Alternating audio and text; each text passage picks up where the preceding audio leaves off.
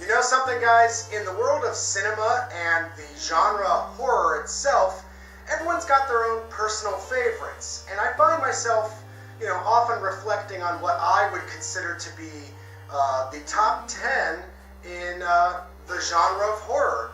Tastes are all personally subjective, and I have a saying in the world of horror that goes, one man's Leprechaun could be another man's Texas Chainsaw Massacre. Which brings me to the film that I want to review today. This is kind of a labor of love, mainly because this is one of my favorite horror movies of all time. I put it in the top 10. Of course, I'm talking about none other than Suspiria. I love this movie. I can watch it a million times and never get tired of it. And I remember the first time I actually ever saw this film, it was with my brother, and we were both, pretty fucking young. I just remember thinking to myself that the film overall was a step above what I was used to seeing. And there was a certain love and craft that went behind it, and you can only get that with a director like Dario Argento. The colors, the music, the mood, and just the way the story kind of flowed, how it was extremely unusual, captivated my imagination when I watched this movie. It's a great film. I can't wait to rewatch it again. And you guys are going to be checking out the trailer, per usual. When we get back, we're going to be discussing one of my favorite movies of all time, Suspiria. Roses are red, violets are blue, but the iris is the flower that will mean the end of it. Suspiria.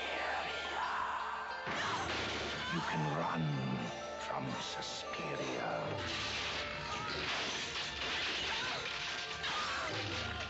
Suspiria. You can hide from Suspiria.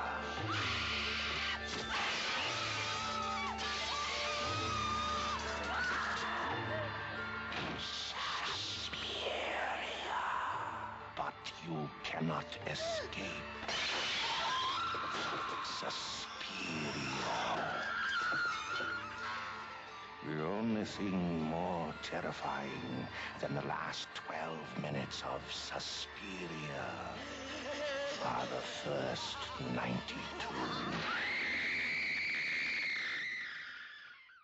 I love how during the end credits, the movie proclaims that you have been watching Suspiria. It's almost as if Dario Argento is saying that you haven't so much been watching a movie, but experiencing Suspiria. You almost feel like you're watching a dream or experiencing a nightmare. And that's why I love Suspiria so much, is that it's not so much of a horror film as it is kind of a abstract fantasy nightmare. One of the other things I love about this movie so much is its soundtrack. And I know this movie can be kind of polarizing to some, audience members. Soundtrack by Goblin isn't so much of, a musical narrative, but it kind of also serves as the sound effects in the movie. You're focused on it in a almost like a music video sort of way. And that's why I like the movie so much too, is it's coming from a different angle. A lot of people hold Suspiria in high regards, and I can totally see why. This is an amazing film. It's a fucking masterpiece, and I love it. Out of 10 stars, I gotta give it the ever-fabled 10-star rating. It's that good, guys. But I'm not here to change any minds. The main purpose of this video is to just basically express how much I love this movie. This is an experience. This isn't just a horror film. This is a piece of art, and it's significant cinematic history.